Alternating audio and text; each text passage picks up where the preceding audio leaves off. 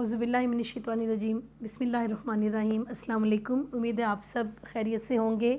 یہ اسلامی نئے سال کا پہلا مہینہ ہے محرم 1440 ہجری۔ ہم سورہ آل عمران سے اپنا آغاز کریں گے۔ آل عمران یعنی عمران کی اولاد۔ عمران حضرت مریم علیہ السلام جو کہ حضرت عیسیٰ علیہ السلام کی والدہ تھیں، ان کے والد کا نام تھا، یعنی حضرت عیسیٰ علیہ السلام کے نانا کا نام۔ تو سورہ آل عمران اور سورہ بقرہ جڑواں صورتیں ہیں۔ اللہ تعالیٰ نے قرآن پاک میں صورتیں جوڑوں کی شکل میں نازل کی۔ مین کے جو ایک صورت اور دوسری صورت کا آپس میں ایک ربط ہے اور ایک دوسرے کو وہ کمپلیمنٹ کرتی ہیں۔ دونوں میں مختلف موضوعات ہیں، لیکن کچھ باتیں ایسی ہیں کہ وہ ایک دوسرے کی تکمیل کرتی ہیں، اپنے مقصد کو، اپنے مطلب کو مکمل کرتی ہیں۔ سورہ بقرہ مینس بقرہ کا مطلب گائے ہے، اس میں گائے کا ایک واقعہ بیان کیا گیا ہے۔ سورہ بقرہ میں قوم یہود کو زیادہ مخاطب کیا گیا ہے۔ دونوں صورتوں میں دونوں امتوں کو مخاطب کیا گیا ہے، لیکن سورہ بقرہ میں زیادہ قوم یہود کے بارے میں گفتگو ہے۔ سورہ آل عمران میں زیادہ اہل نصارہ کے بارے میں، نصرانیوں کے بارے میں گفتگو ہے۔ ان دو صورتوں کو سورہ امتین بھی کہتے ہیں، یعنی دو امتوں والی صورتیں۔ ان دونوں صورتوں میں مسلمانوں سے یعنی امت محمدی صلی اللہ علیہ وسلم سے بھی خطاب ہے۔ تو ان دونوں صورتوں کے بارے میں نبی پاک صلی اللہ علیہ وسلم نے فرمایا کہ یہ زہراوین ہیں، یعنی انتہائی تابناک اور روشن صورتیں۔ ان کا بہت بڑا مقام ہے، ان کے پڑھنے کی بہت فضیلت ہے۔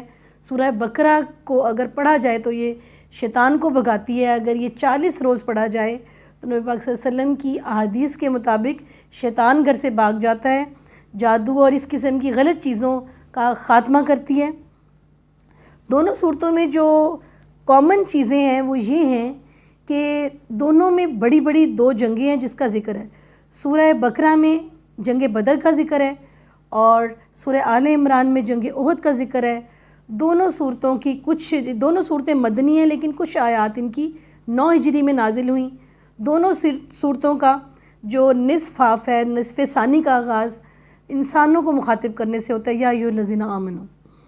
دونوں صورتوں کا اینڈ ایک دعا پر ہوتا ہے جو کہ بہت ہی پاورفل، بہت زبردست، بہت ہی بڑے مفہوم والی، عظمت والی دعائیں ہیں۔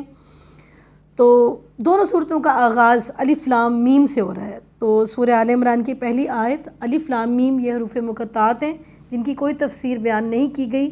یہ کوڈ ورڈز ہیں جن کا مفہوم اللہ اور نبی پاک صلی اللہ علیہ وسلم کے درمیان ہے۔ آیت نمبر 2، اللہ لا الہ الا هو الحی القیوم۔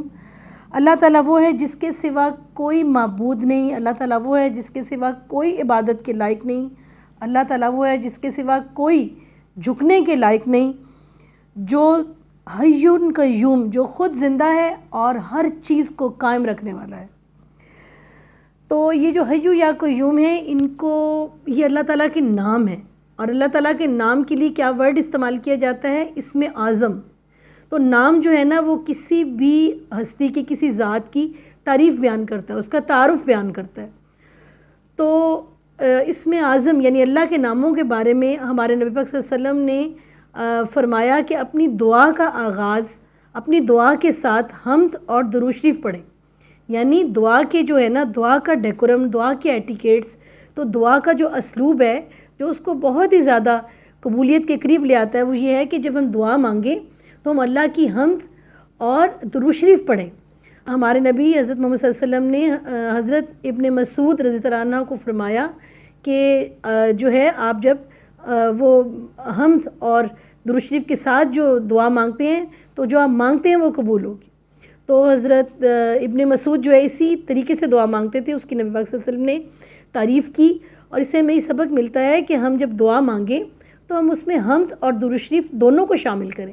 اب ہم حمد کو کیسے شامل کریں گے؟ تو ہم جو ہے وہ اللہ تعالیٰ کے نام، اس کی تعریف بیان کرتے ہیں۔ تو ہم اللہ تعالیٰ کے جو اسم اعظم ہیں، اس کے جو نام ہیں، وہ ہم اپنی دعا سے پہلے بیان کریں۔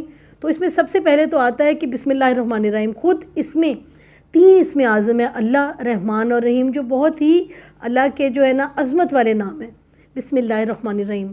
اس کے علاوہ ان 2 صورتوں کے حوالے سے نبی پاک صلی اللہ علیہ وسلم کی حدیث ہے کہ سورہ بقرہ اور سورہ آل عمران کی 2 آیات میں اسم اعظم ہے۔